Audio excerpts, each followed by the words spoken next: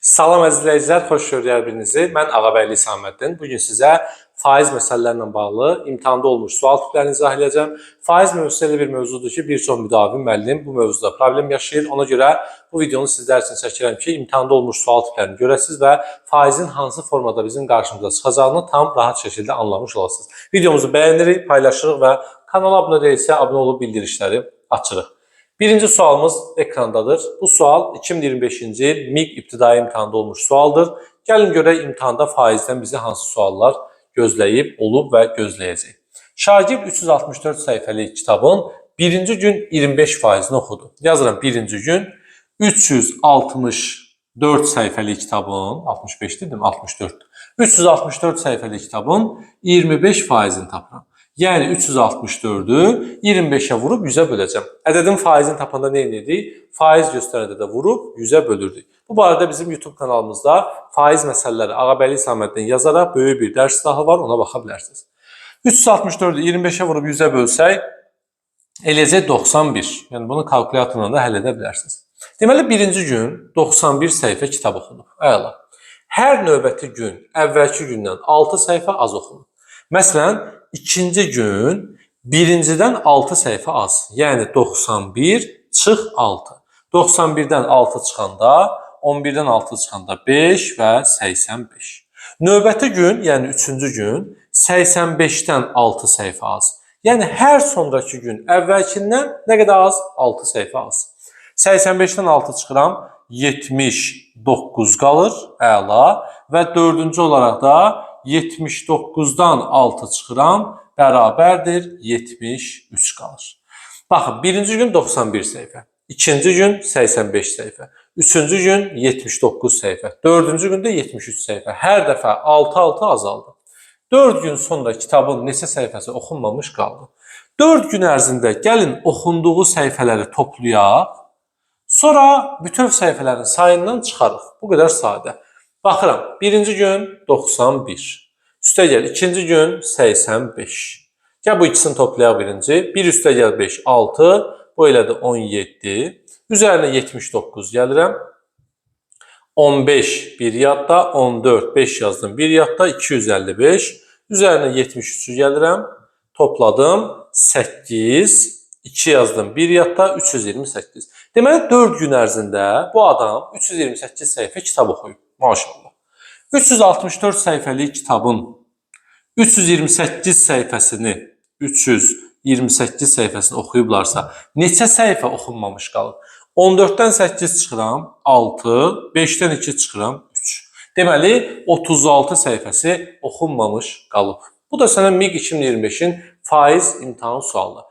Bəzən müdavimlərə deyəndə ki, bu imtahana düşüb inanmırlar. Həqiqətən imtahan sualıdır və bu imtahanda bu sualı çətin eləyən onun faiz mövzusu olmağı deyildi, onu imtahanda görməyindir. Yəni bəziləriniz psixoloji olaraq gərginlik keçirirsiniz ki, ay Allah, imtahandır, məni asıb kəsəcəklər və gedirsən rahat sualdır sənin gözdə dağ boyda görünür. Ona görə birinci beynimizi sakitləşdiririk, sonra imtahanımızı rahat veririk. Çünki bu işdə biraz psixoloji olaraq özümüzü gərginlikdən azad etməliyik. MİQ 2025'in imtahan sualı idi. Gəlin sertifikasiya 2025'in imtahan sualına sizlərlə bir yerdə baxaq. Bu arada bizim tam sıfırdan dərs qruplarımıza qoşulmaq üçün 055 527 2599 WhatsApp nömrəsindən yaza bilərsiniz.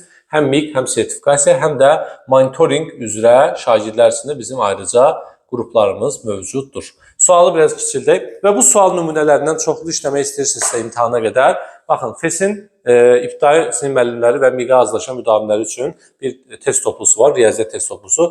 Bütün çərçivə sənədə əhatə edən mövzular və o mövzulara aid olan suallar doğru cavablarla bir yerdə bu kitabın içərisindədir, əldə edərək işləyə bilərsiniz. 2025 sertifikasiya sualı. Qrupdakı tələbələrin 10% əlaçıdır. Deməli, 10% əlaçıdır. Əla. 10% əlaçıdır. 15 nəfər isə zərbəçi təqaüd alır. 15 nəfər zərbəçidir və göstərir ki, qırmızı zərbəçilərdir. Yəni 15 adam zərbəçidir. Nəfərlə 15 nəfər. Faiz deyil, nəfərdir. Sonra deyir ki, diaqrama əsasən adi təqaüd alan şagirdlərin sayının 2 misli ilə əlaçı təqaüd alan şagirdlərin sayının 3 mislinin cəmini tapaq. Son cümlə ilə ki, boş verək. Gəl biz adamların sayını tapaq. Birinci, bax, 60% göy olanlardır, yəni adi olanlar. 10% əlaçı olanlardır, yəni sarı olanlar. Deyə bilərsinizmi ki, siz bunu rəydə yazarsınız, qırmızı olan neçə faizdir? Birdən 15 deyirsiniz, olmaz. 15 nəfərdir. Mən sizdən faizi soruşuram. Əgər bütövi 100%dirsə, 100%dən 60'ı burada, onu burada. Nə qədər elədi? 70%-i ekranda görürsünüz. 100%-dən 70%-i əgər buralara istifadə olunubsa, göy və sarıya, yerdə qalır 30%. Deməli, bu qırmızı, yəni zərbəçi olanlar 30%dir. Adam sayı 15 nəfər, amma faiz etibarından 30%dir. Siz bunun köməyi ilə 10%-i və 60%-i rahatlıqla tapa bilərsiniz. Məsələn, deyirsiniz ki, 30%-i 15 olan ədəd hansı ədəddir? Və beləliklə siz bütün adamların sayını tapa bilərsiniz. 30%-i 15 olan ədədi axtarmalı. Ya tənasüb qurarsınız, 15 nəfər 30%dirsə, bəs 100% nə qədərdir? Yəni bütöv adamların sayı nə qədərdir? Bu bir versiya. Çarpaz vurarsan, 30x bərabərdir 1500, x də bərabərdir, sıfırları sildim, 150-ni 3-ə böləndə 50. Sən demə, ümumi adam sayı 50 nəfər imiş. 50 nəfərin 10%-i burada. 50'nin 10%-i. 50'ni 10'a vurdum, 100'ə böldüm. Nə qədər edir? 5. 60%-i burada. 50'nin 60%-i burada. 60'a vurdum, 100'ə böldüm. Elədi 30. Deməli 30 adam burada var, 5 adam burada var, 15 adam da burada var. Müəllim, başqa cür eləmək olarmı? 30%-i 15 olan ədədi tapaq, faizə görə ədədin tapılması. Olar. 15'i 100'ə vur, 30'a böl. Faizə görə ədəd tap. Və ya 15%-i 30'dursa 10%-i nə qədərdir? 5'i taparsan.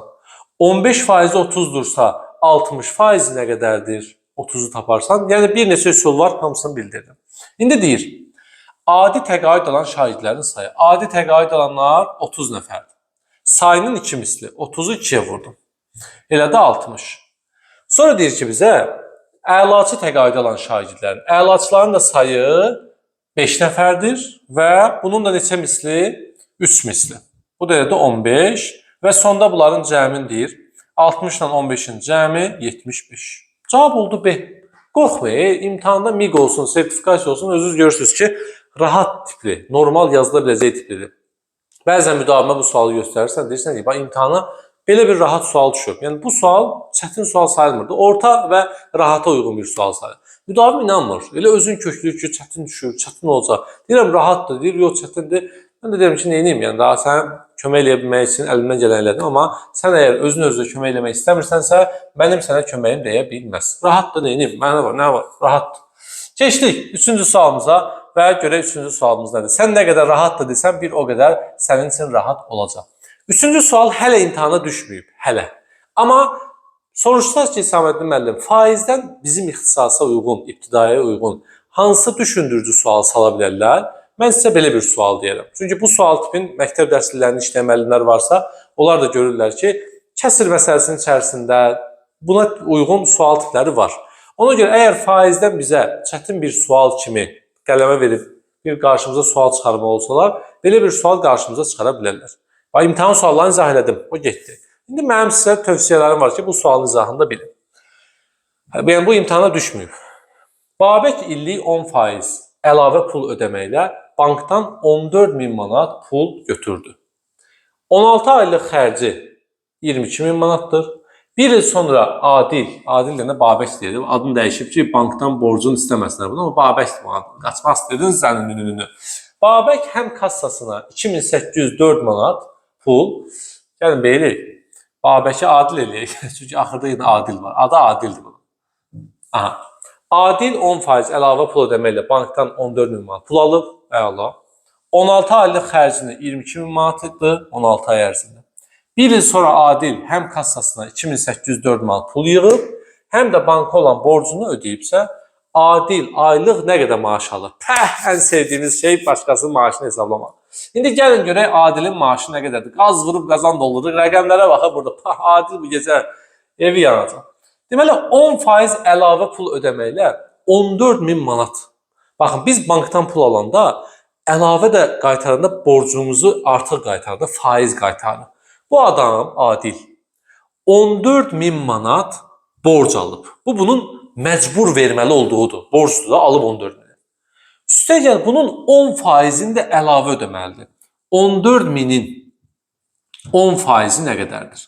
14.000-i 10-a vurdum, 100-ə böldüm. Fısırlar getdi, 1400 manat. Deməli bu adam bir il ərzində 14.000 borcunu ödəyib, üstəgəl 1400 manat faizini ödəyib, əla. Sonra deyir ki, bu adamın 16 aylıq xərci 22.000 manatdır. 16 aylıq xərci. Bəs bir aylıq xərci nə qədərdir? Bu adam 16 aya 22.000 xərcləyirsə, görək aya nə qədər xərcləyir bu? 22.000-i bölürəm 16-ya. Bunu da gəlin kalkulyatoruna bölüm, vaxtımız getməsin. Kalkulyator burada kompüterdə açmışam mən. Deməli, nə edəcəm? 22.000-i bölürəm, neçəyə böləcəm? 16-ya, 16 aya. Niyə bölürsən ay müəllim? Bir daha deyirəm. Bu adamın bir aylıq xərcini tapmalısın. 1375 bunun aylıq xərcidir. Bir aya 1375 pul xərcdir bu Adil, oliqarx yaşayır. İndi ayda bu qədər pul xərcləyirsə, bəs yerdə nə qədər pul xərcləyir? Elə bir soyuq zarafat eləyərdim, amma eləmirəm. Ayda 1375 manat pul xərcləyirsə, bəs ildə nə qədər xərcləyir? Yəni, çünki bu adamın illik söhbəti gedir bir il ərzində. Ona görə mən 1375-i vuracam 12-yə. Görün bir il ərzində bu adam nə qədər pul xərcləyib. Vururam 1375 vurulsun 12. Eləyir 16.500. 16.500 manat. Siz də vurub yoxlaya bilərsiniz. İndi yazdıqlarımı bir daha deyirəm. Adil bir il ərzində 14.000 manat banka olan borcunu qaytarıb, 1400 manat onun faizini ödəyib, Adil ödəyib də bunu hamısını. 16.500 manat öz yaşayışı üçün pul xərcləyib illik. Üstə gəldi hələ bu arsız gedir kassasına da bir pul yığır. Nə qədər pul? 2804 manatda bir kassasında pul var. Bax, bu pulların hamısını Adil bir ildə qazanıb. Qazanıb ki, bunları verə bilib də. Qazanıb ki, banka borcunu qaytarıb. Qazanıb ki, faizini verib. Qazanıb ki, cibindəki xərcliyin ödəyib. Qazanıb ki, kassasına pul yığıb. Deməli, bunların hamısını toplasam, Adilin 12 ay ərzində, yəni bir il ərzində qazancını tapmış olacaq. Mən də gəlirəm kalkulyatoruma yazıram ki, 14.000, siz də hesablaya bilərsiniz, dəqiq olsun deyə. Üstəgəl 1400, üstəgəl 16.500, üstəgəl deməli 2804. Narahat olmayın, video donub eləməyim. Mən sadəcə kalkulyatorsun bu tərəfə gəlmişəm. 34.704. Əla. Adil 12 ay ərzində bu qədər pulu qazanmalıdır ki, ödəsin, xərcləsin, kassaya yığsın, faizi qaytarsın və s. Bir ilə, yəni 12 aya bu adam bunu qazanıbsa, bəs bu Adil bir aya, yəni bunu 12-yə bölürəm görün, bir aya nə qədər qazanır? Çünki bu onun illik qazancıdır. Mənə isə onun illik yox, aylıq qazancı lazımdır ki, gözüm dəyə bilsin ona. 2892 manat bu adam bir aya pul qazanırmış. Bir ilə bu qədərsə, 12 aya bu qədərsə, 12-yə bölürəm, bir aya nə qədər qazandığını tapıram. A variantı 2892 bunun deməli bir aylıq qazancı imiş. Maşallah, maşallah istəməyən gözü çıxsın. Allah, gözlərimə nə oldu? Deməli A variantı bizim doğru cavabımızdır. 2892 manat bir aya pul qazanır. Getdik 4-cü sualımıza. Yenə deyirəm, bu sual hələ ki imtahana düşməyib. Amma düşmə ehtimalı potensiallı sualdır. Ona görə diqqətli baxın bu suala. Belə baxanda rahat bir şeymiş də. 32.000 manat bankdan pul götürüb. Deməli, mən banka qaytaracam 32.000 manat. Əla. Sonra bunun 24 faizin, 32.000-in 24 faizini tapıram. Biraz hesablaması bəli, uzundur. Biraz hesablaması vaxt aparandır. Amma cavabı almaq mümkündür. 32.000-i vuracam 24-ə, böləcəm 100-ə. Neçədir? 7680. Deməli, bunun qaytaracağı faiz 7680-dir. 7680. Baxın, bir il ərzində bunu qaytarmalıdır. Çünki bir ildən söhbət edir. Bir il ərzində bunun faizini də qaytarmalıdır. Görək, bir il ərzində bunun xərci nə qədərdir? Bax, 18 aya 54.000 pul xərcləyir. Mən 54.000-i Bölürəm 18-ə görüm aya nə qədər xərcləyir? 1 aya. 54-ü 18-ə böldü. 3, 0, 0, 0. 1 aya 3000 pul xərcləyən adam 1 ilə nə qədər xərcləyər? 12-ni vuram 3000-ə. Bərabər 12-ni 3000-ə vuranda elədir 36.000. Pəh! 36.000 bu adam 1 ilə pul xərcləyir. 36.000. Üstə gəldə hələ bir kassasında var evdə. Orada bir 10.000 pul yığıb. 10.000. Düzdür? Düzdür. Bunların hamısını bu adam qazanıb ki eləyib də. Qazanıb ki borcu qaytarıb, qazanıb ki faizi qaytarıb, qazanıb ki xərcləyib 36.000, qazanıb ki 10.000 də evdəki kassasına yığıb. Deməli bunların hamısını bu adam Hüseyin 1 il ərzində qazanıb. Mən də toplayıram hamısını 1 illik pulunu tapıram. 32.000, 32.000, üstə gəlinsin 7.680, üstə gəlinsin 36.000, maşallah hesabla qutarmır. Deməli üstə gəlsin 36.000, aha. Bir də üstə gəl 10.000. Üstə gəl 10.000. Neçədir? 85.680. 85.680. Yazdım bura. 85.680. Təbii ki bunu da böləcəm 12 aya. 85.680 böləcəm 12 aya görüm. Bu adam aylıq nə qədər qazanır? O da deyəcək 7.140 manat. Deməli Hüseyin bir ay ərzində 7.140 manat maaş almalıdır ki, nə olsun? Banka borcun qaytarsın, faizin qaytarsın, kassasına pul yığsın və 36.000 manat da pulu xərcləsin.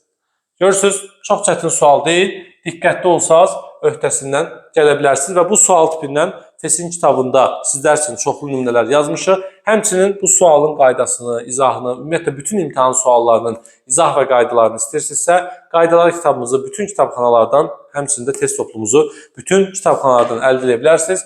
Qayda kitabı təkcə riyaziyyatla bağlı deyil, həm də Azərbaycan dilinə bağlıdır. 5-ci sualımızı sizə tapşırıq olaraq veririk. Bu sualımızın doğru cavabını videonun rəy bölməsində yazacaqsınız. 2025-ci ildə imtahanda olmuş sual nümunəsinin rəqəmləri və sözləri dəyişilmiş formasında, yəni aşağı yuxarı 2025-ci ilin imtahan sualıdır. Videonun əvvəlində birinci sualda bu sualdan sizə izah elədim. Xahişim odur ki, videonu saxlayırsınız, rəy bölməsində doğru cavabı yazırsınız və nəyi başa düşməsəz bunu bizdə rəydə qeyd edirsiniz. Çətin sual deyil, çox rahatlıqla yazıb cavab alacağınıza inanıram. Belə icralarımız videomuzu bəyənin, paylaşın, kanalımıza abunə deyilsə abunə olub bildirişləri açın. Rəylərdə öz xoş sözlərinizi bildirin. Yəni sizin yazdığınız hər bir xoş rəy bizim üçün motivasiyadır və biz sizin üçün daha da çox həvəslənib, daha çox işlər görmək istəyirik. Ona görə təşəkkür edirik ki, xoş rəy yazanları da hər birini görürük və cavablamağa çalışırıq. Hansı videoda, hansı mövzuda probleminiz varsa videonun rəy bölməsində bunu qeyd edin və videomuzu bəyənib kanalımıza abunə olmağı unutmayın. Sağ olun, növbəti dərsdə görüşərik. Hələlik.